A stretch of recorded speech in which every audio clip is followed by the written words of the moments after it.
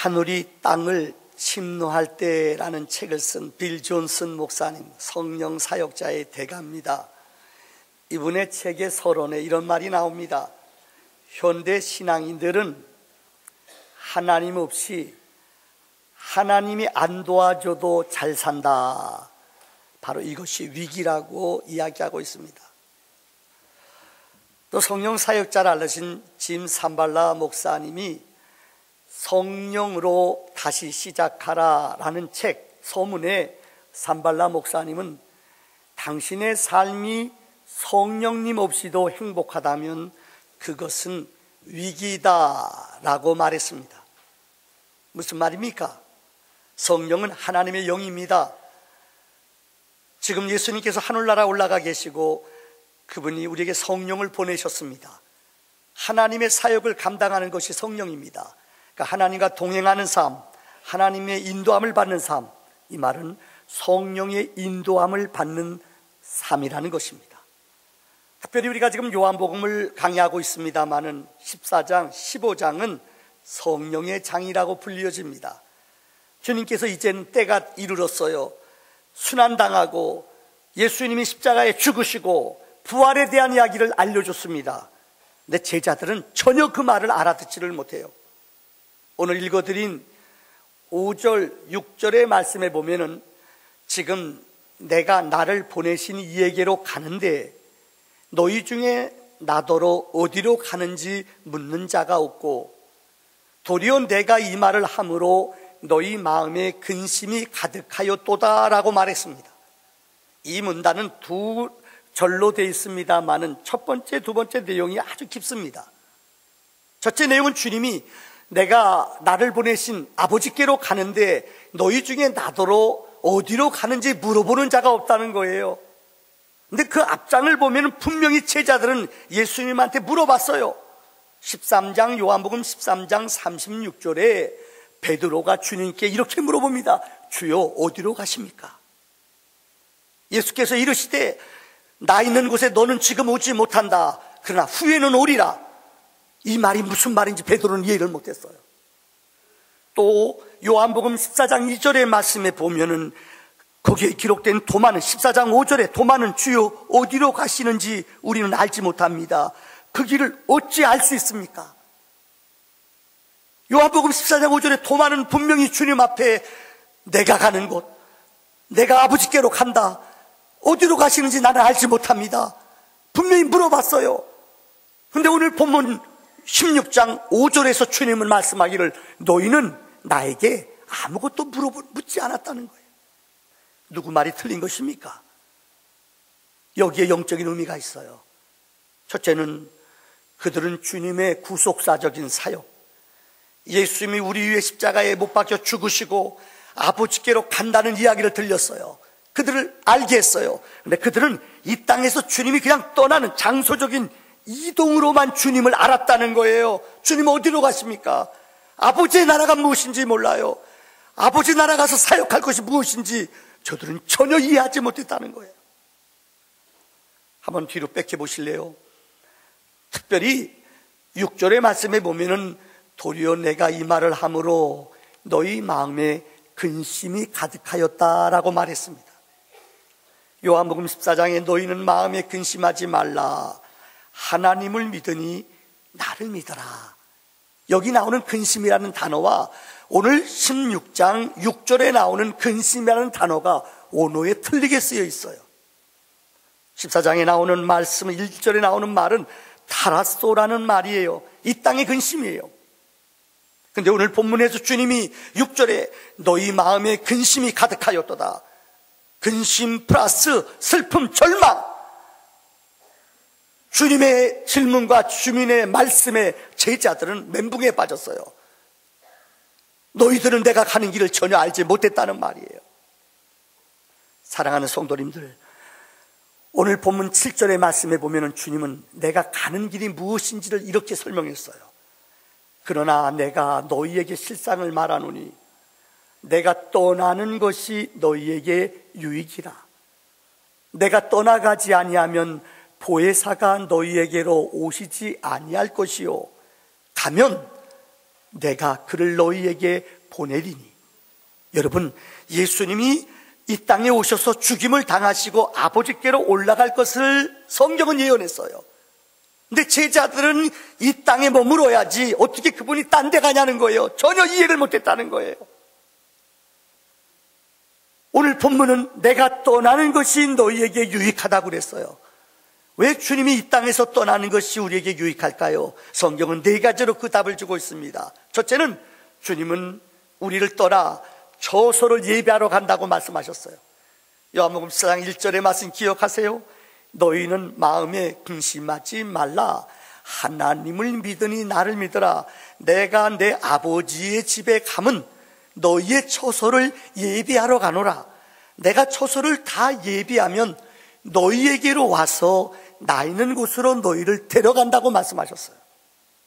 주님은 지금 하늘나라에 가셔서 여러분들이 영원히 머무를 우리의 처소를 예비하시는 줄을 믿습니다.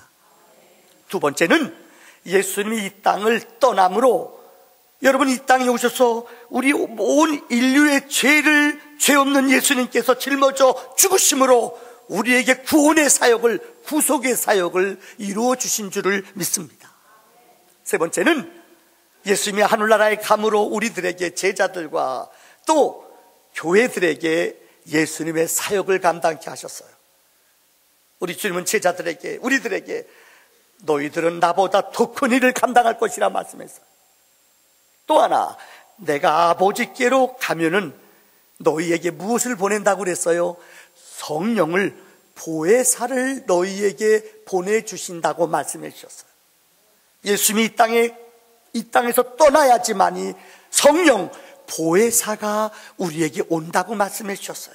근데 제자들은 이 보혜사가 우리에게 온다는 것을 전혀 이해하지 못했다는 거예요. 그냥 우리와 영원히 머물고 우리 곁에 있어주기만 원해요. 주님이 하늘나라에 올라가야만이 처소를 예비하고 우리에게 사역을 위탁해 주시고 또 성령을 보내주신다는 말씀을 그들은 몰랐다는 것입니다. 두 번째, 오늘 성경은 우리에게 신앙인의 선택에 대해서 이야기하고 있습니다. 여러분 기억할지 모르겠습니다만은 스티브 콥이라는 성공하는 사람의 7가지 습관, 이분이 쓴 책들이 참 많아요. 이건 세상적인 지식의 학문으로 얘기하는 거예요. 이분이 쓴 책 가운데 내 인생 최고의 날이라는 책에 사람들은 선택의 기준이 있대요. 이건 세상 학문이 얘기하는 거예요. 목표지향적으로. 그 다음에 내 삶 속에 원칙을 가지고 반사적인 선택, 또 주도적으로 어떤 선택을 하라. 그분은 이렇게, 세상의 학문은 이렇게 말해요. 근데 오늘 성경에 보면은 예수님이 우리에게 선택하는 기준을 고린도전서 10장 23절로 24절에 말씀했어요. 모든 것이 가나 덕을 세우는 것이 아니에요. 모든 것이 덕을 세우는 것이 아니에요. 모든 것이 가나 모든 것이 유익을 세우는 것이 아니니 누구든지 자기의 유익을 구하지 말고 남의 유익을 구하라. 주님이 말씀하셨어요. 여러분, 이 쉬운 말로 예수님께서 우리에게 선택하는 기준을 분명히 말씀했어요. 뭐라고 말했느냐? 아무리 이게 옳고 바르다 할지라도 이것이 덕이 되지 않으면, 이것이 유익이 되지 않으면 하지 말아야 된다는 거예요. 내 유익을 원칙으로 구하지 말고 남의 유익을 먼저 구하라. 이것이 주님이 가르쳐준 선택의 방법이에요. 한 쉬운 예를 들겠습니다. 어떤 음식을, 성경은 우리에게 하나님이 주신 모든 음식 감사함으로 먹으면 버릴 것이 없어요. 비유가 좀 잘못되는지 모르겠습니다만 어르면 보시당 먹는 거 막 혀보예요. 반려견으로 개를 내 자식같이 생각하는 분이 있거든요. 짐승이라고 얘기해요. 만약에 어떤 형제나 자매가 내가 이것 먹는 것 가지고 그렇게 혐오를 느끼고 시험 들면은 먹으면 안 된다는 걸. 더 쉬운 예를 들게요. 제가 아는 어떤 분은 권사님이신데 참 신비해요. 요즘 뭐 그런 집 있잖아요. 제사 드리고 이사함 뭐 그런 거 있잖아요. 고사 드리고 이런 떡을 갖다가 옆집에 돌리잖아요. 근데 이분은 그렇대요. 믿음이 그래요. 꼭 그런 고사떡이나 이런 제사떡 먹으면은 꼭 몸에 이게 뭐가 나요. 어릴 때 떡 갖고 먹는데 물어보면은 이거 고사예요? 아니에요? 먹으면 여기 몸에 이상한 거 생겨요. 그래서 그분은 안 드셔요. 왜요? 자기 믿음으로 안 먹으면 되는 거예요. 그런데 이것이 유익이 되지 않거나 독이 되지 않으면 하지 않아야 된다는 것이에요. 특별히 고린도전서 13장 5절의 말씀에 보면 사랑은 무례히 행치 아니하고 자기의 유익을 구하지 않는다고 말했어요. 우리 믿음의 사람의 선택은, 신앙인의 선택은 내 기준이 아니에요. 그래서 성경은 우리에게 분명한 우리가 결정해야 될 원칙 3가지를 이렇게 설명하고 있습니다. 하나님의 뜻인가 나의 뜻인가. 많은 사람들은 내 의지, 내 욕구, 내 뜻을 관철하려고 하나님을 끌어와요. 이거 아니라는 거예요. 2번째는 나에게 필요한 것인가 아니면은 내가 원하는 것인가. 내 욕구와 내 욕망을 자녀한테 채우려고 그래요. 내 열등감을 내 남편한테 채우려고 그래요. 이거 아니라는 거예요. 3번째는 이것이 공익에 필요한가 아니면은 사익에 필요한가. 이 기준이 정확히 정해져 있어야 된다는 거예요. 이것을 우리는 다른 말로 십자가라고 말해요. 여러분, 십자가가 무엇입니까? 십자가는 나를 부인하는 거예요. 나를 포기하는 거예요. 내가 죽는 거예요. 이게 주님이 가르쳐준 성도의 선택의 원리예요. 십자가는 내가 못 박히는 거예요. 내가 죽는 거예요. 내가 희생하는 거예요. 이것이 기독교인들의 삶의 선택이라는 것입니다. 세상의 민물 짐승들 가운데, 새 가운데 펠리칸이라는 새가 있습니다. 아마 여러분 들어보셨을 거예요. 이 펠리칸은 특별히 이 새끼를 낳으면은 아십니까? 새끼가 자라날 때 이 어미가 그 새끼한테 자기 살을 준대요. 둥지에서 자라나 이제 날아갈 때가 되면은 새끼들이 어머니 가슴에 있는 살을 이것을 패먹고 산대요. 목이 마르면 어떻게 하는 줄 알아요? 자기 피를 그 새끼에게 먹여준대요. 그리고 부모는 정말 장렬하게 죽임을 당한대요. 아낌없이 주는 짐승이 이 펠리칸이래요. 이 물고기 가운데도 가시고기라는 물고기가 있습니다. 아마 여러분 보신 분 기억할 거예요. 가시고기는 새끼를 낳아요. 암놈은 새끼라고 그냥 도망간대요. 암놈 나빠요. 그럼 순놈이 남아가지고 순놈이 고생하는 거예요. 아가미를 바짝바짝 뛰면서 이것이 부화되도록 시간이 며칠 걸려요. 또 다른 물고기들이, 큰 물고기들이 자기 새끼 알 먹지 못하도록 그냥 밤새 지키는 거예요. 그러고 나서 이것들이 부화해요. 그러면 아빠가 자기 몸을 그 새끼들한테 다 줘요. 그러니까 뼈만 남아요. 죽어버린대요. 남자 불쌍해요. 어째 여러분들 이렇게 아낌없이 다 주는 펠리칸이나 가시고기, 자기 새끼들을 위하여 모든 걸 다 내주는 거예요. 간디라는 사람은 인도의 어떻게 영웅이죠. 이분은 영국에 가서 공부를 해서 집안이 가문이 좋아요. 그래서 변호사가 됐지요. 고국에 돌아와 영국과 싸우는, 영국의 식민지였잖아요. 영국에서 해방을 얻었어요. 그 정신적인 지주 역할을 한 사람이 간디입니다. 간디가 특별히 영국에 가서 공부하는 동안에 성경에서 배운 산상설교, 무저항주의, 왼밤 되면 오른밤 되라, 오리 가면 심리 가라, 이 정신을 가지고 민족 해방을 이뤘어요. 그분의 연설 가운데 아주 유명한 연설이 있어요. 쥐가 고양이를 이기는 법. 이분이 이렇게 연설한 적이 있어요. 여러분, 쥐가 어떻게 고양이를 이길 수 있을까요? 이분이 이렇게 연설했어요. 쥐가 쥐약을 먹고 춤추면은 고양이가 돌아버린대요. 다시 얘기할까요? 쥐가 쥐약을 먹고 춤을 추면 고양이가 돌아버린대요. 그래서 이긴다는 거예요. 이 비유, 인도인들은 이게 뭔 말인지 알아요. 쥐는 인도를 얘기합니다. 고양이는 영국을 식민지, 그 강한 나라 영국을 얘기합니다. 쥐약이 뭔지 알아요? 쥐약이 희생이에요. 이분이 이야기한 7가지 여러분 기억하십니까? 희생 없는 종교, 이거는 종교가 아니래요. 노력 없는 수입, 이거는 죽음이라는 거예요. 그분의 7가지 상황이 한마디로 다 모든 용어마다 희생이에요. 그가 친히 온 백성을 위하여 금식하며 영국에 어려움 당할 때마다 단식하며 백성들에게 소망을 끼쳤어요. 구한 말에 한국은 사실 2%도 기독교 신자가 없었습니다. 근데 나라 일은 장래가 보이지 않은 이 민족 속에 교회는 위대한 꿈을, 소망을 주었습니다.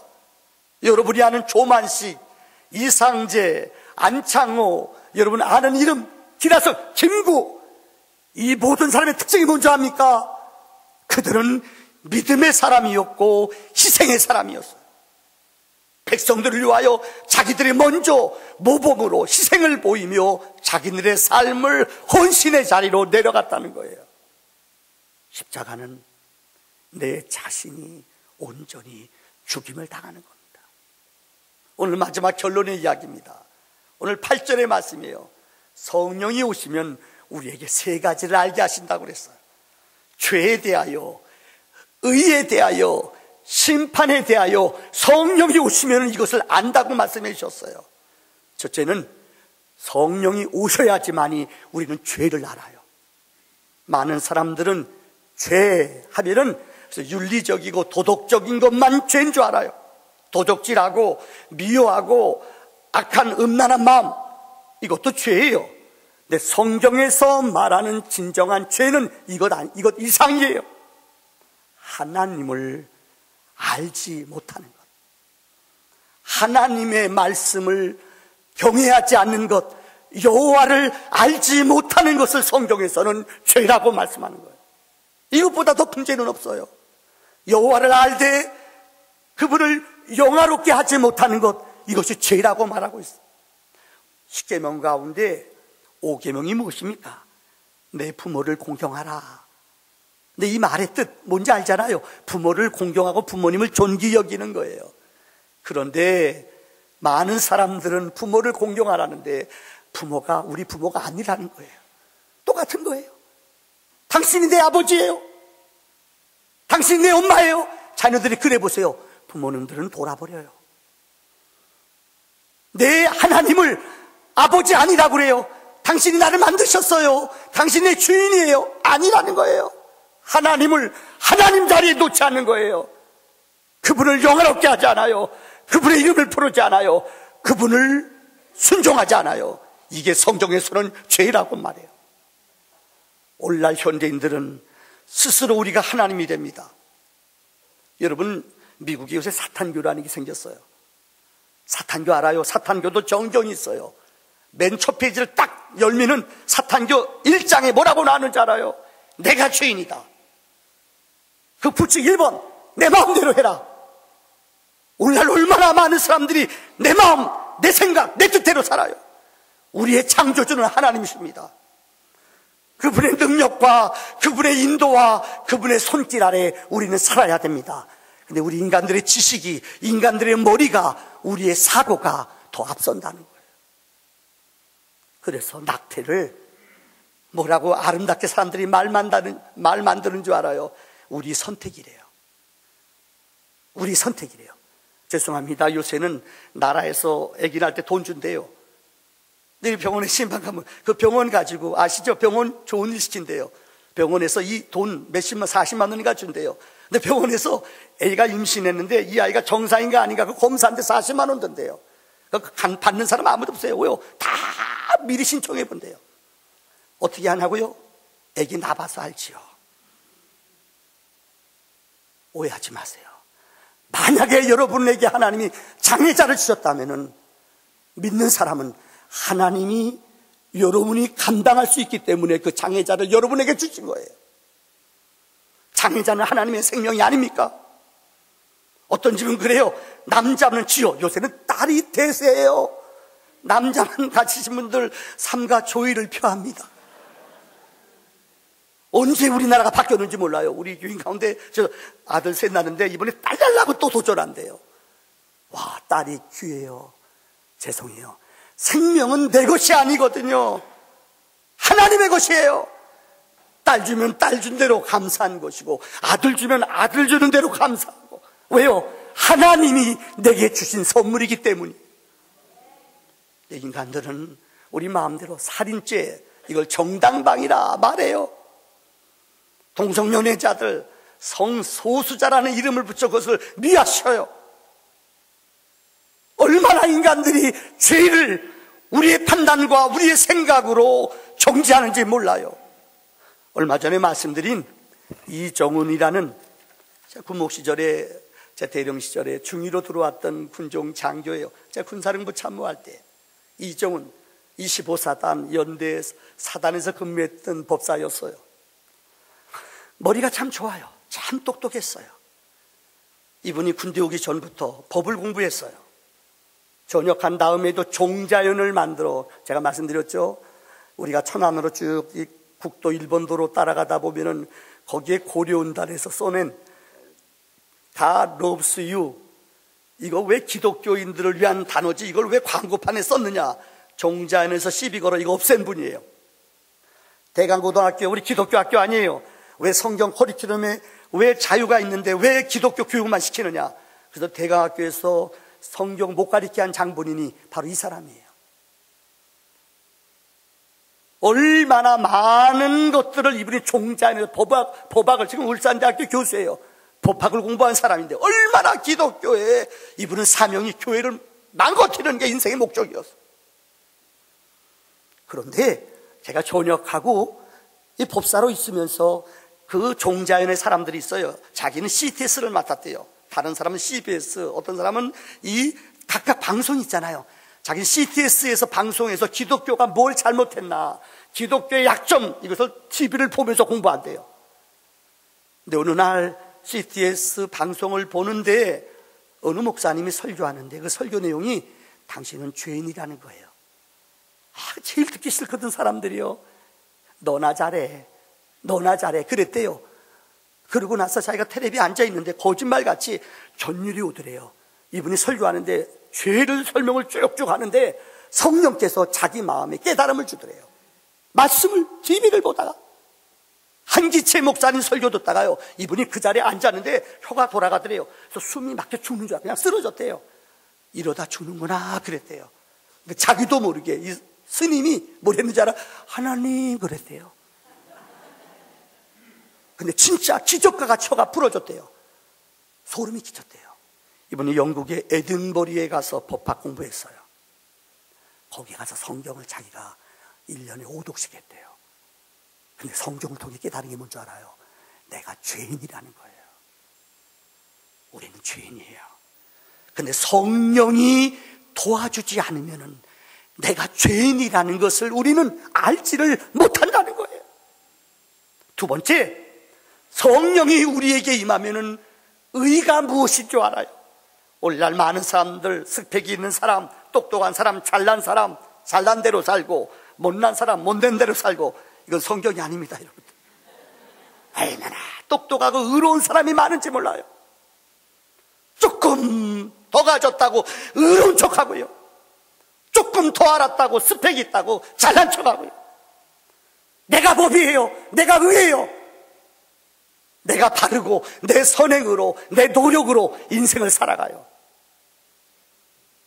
얼마나 많은 사람이 자기가 스스로 의롭다고 그래요. 성경에 보면은 예수님 당시에 스스로 의롭다고 여기는 사람이 있어요. 그들이 누구예요? 바리새파 사람들, 사두개인들, 서기관들. 우리는 너희랑 다르다는 거예요. 우리는 하나님을 더 잘 안다는 거예요. 우리는 금식한다는 거예요. 그래가지고 연약한 형제들을, 믿음이 연약한 지체들을 계속 책망하는 거예요. 계속 그들을 나무라는 거예요. 그들을 흉보는 거예요. 이렇다 이렇다 저렇다 남을 판단하는 거예요. 주님은 그 사두개인과 바리새인들을 사정없이 책망했어요. 왜요? 어느 누구도 율법으로, 행위로, 노력으로 우리 스스로 의로울 수는 없다는 거예요. 의는 그게 아니에요. 로마서 3장 20절로 22절에 그러므로 율법의 행위로 그의 앞에 의롭다 하심을 얻을 육체가 없나니 율법으로는 죄를 깨달음이니라. 이제는 율법 외에 하나님의 한 의가 나타났으니 율법과 선지자들에게 증거를 받은 것이라. 곧 예수 그리스도를 믿음으로 말미암아 모든 믿는 자들에게 미치는 하나님의 의니 차별이 없느니라. 의가 누구예요? 예수님이 의예요. 누가 영원한 의인이에요? 예수님이 의인이에요. 그래서 로마서 1장 17절에 여러분 성경은 말합니다. 로마서 2장 모든 사람이 여러분 믿음으로 믿음에 이르게 하나니 의인은 믿음으로 말미암아 살리라. 복음에는 하나님의 의가 나타났으니 믿음으로 믿음에 이르게 하나니 오직 의인은 믿음으로 말미암아 산다고 말했어요. 의인은 누구예요? 의는 뭐예요? 예수 그리스도가 의라고 성경은 말해요. 예수를 믿고 예수를 아는 것은 성령이 우리 안에 임할 때에 예수님의 의인임을 알 뿐만 아니라 그의 의를 통하여 우리가 믿음으로 구원을 얻는 줄을 믿습니다. 마지막 세 번째, 성령이 임하면 심판을 알게 하신다고 그랬어요. 많은 사람들은 심판하면은 이 땅의 심판만 알아요. 어떤 사람들, 혹자들은 심판이 없다고 그래요. 이 땅에 살면 끝이지 무슨 심판이 있어. 인생을 즐겨라. 내 마음대로 살아라. 내가 주인이다. 오늘날 젊은이들, 힘 있는 사람, 돈 있는 사람, 앞길이 청청한 사람들 심판이 없다고 지 마음대로 살아요. 근데 성경은, 하나님은 우리에게 약속하셨어요. 한 번 사는 것은 누구에게나 정해진 이치다. 그런데 죽은 후에는 뭐가 있다고 그래요? 심판이 있다고 하나님은 말씀하셨어요. 그런데 성경은 이 땅의 많은 사람들은 육을 죽일 사람만 두려워해요. 이 땅의 재판관, 이 땅에 힘 있는 사람들, 그 심판만 두려워해요. 이들의 심판은 영원하지 않아요. 제한적이에요. 혹 여러분들 재판받는 데 가보신 적 있으십니까? 우리 옛날에 신학대학교 교수님이 저희한테 그런 말을 하세요. 한번 목사가 되려면은 호스피스, 그러니까 죽어가기 전에 어떻게 사람들이 사는가, 호스피스 병동을 가봐라. 또 하나, 한번 재판장 재판받는 데 가서 참석해봐라. 우리 친척 가운데 어떤 분이 재판을 받았어요. 2번 가본 것 같아요. 들어가니까는 거기는 지키는 사람들이 조용하라고 뭐 떠들지 못하게 하잖아요. 재판사가 들어오면은 일어섰! 그럼 다 일어나잖아요. 기억났어요? 그 긴장. 와, 숨도 못 쉬어 가만히 앉아 있잖아요. 재판 받는 거 보셨죠? 우리의 재판은 여러분 심증이 필요 없어요. 모든 게 증거가 있어야 돼요. 그렇기 때문에 무전유죄가 될 수 있어요. 많은 변호사들을 사서 법을 피해가요. 어떻게 하면 재판을 유리하게 받을까? 변호사들을 많이 사요. 힘 있는 사람을 사요. 세상의 재판은 어떤 재판관이 그래요. 내가 재판 내렸지만은 진짜 한 50%는 내가 확실하지 않다. 왜요? 우리가 판단하는 것은 보이는 것, 외적인만 보고 판단하거든요. 이 땅의 판단은 그래요. 이 땅의 재판은 완전한 것이 없어요. 근데 성경에서 백보자 심판 앞에서 우리에게 심판하시는 분이 있어요. 이분은 우리에게 생명록 책을 가지고 계시다고 그랬어요. 생명록에 기록된 사람, 예수를 믿는 사람, 예수의 이름을 부르는 자들, 이들은 생명록에 우리의 이름이 기록되어 있다고 말했어요. 또 하나는 행위의 책이 있어요. 하늘나라의 믿음의 사람으로 어떻게 살았는가, 이것이 다 기록되어 있다고 말해요. 여러분, 육을 죽일 자를, 예수님이 그랬습니다. 육신을 죽일 자를 두려워하지 말고 육신과 영을 죽이는 자를 너희는 두려워하라고 말했어요. 우리의 영혼은 심판받는다는 말입니다. 영원한 심판이 있어요. 이 인간이 범죄함으로 영원히 하나님 앞에 원수가 되었어요. 영원히 하나님과 관계가 끊어졌어요. 근데 이 끊어진 관계를, 이 죄값을 지불하신 분이 있어요. 누가? 예수님이 죄 없는 예수님이 이 땅에 우리의 죄를 위하여 친히 자기 몸을 버리사 죽기까지, 자기 몸을 버리사 죽기까지 우리를 위해 십자가에 못 박혀 죽으심으로 우리를 살리신 줄 믿습니다. 테텔레스타이, 예수님이 죄값을 다 지불하셨습니다. 사탄은 이걸 몰라요. 예수를 십자가에 못 박아 죽이면 자기가 영원히 승리한 줄 알아요. 예수를 십자가에 못 박으면 영원히 사탄이 승리한 줄 알아요. 근데 창세기 3장 15절에 예언되어 있지 않습니까? 여자의 후손이 뱀의 머리를 상하게 한다고 그랬어요. 예수님이 죽은 것은, 피 흘려 죽으신 것은 사탄을, 악한 영을 결박하는 능력이 있어요.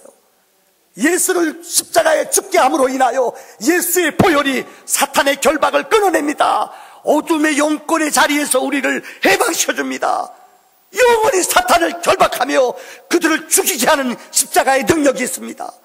예수의 죽음과 보혈과 피 흘림은 사탄의 진을 멸할 뿐만 아니라 사탄의 견고한 진을 패할 뿐만 아니라 영원히 우리에게서 사슬을 끊어내는 능력이 보혈의 능력에 있는 줄을 믿습니다. 그래서 예수의 심판은 악한 영을 멸할 뿐만 아니라, 그래서 요한일서에 기록되어 있잖아요.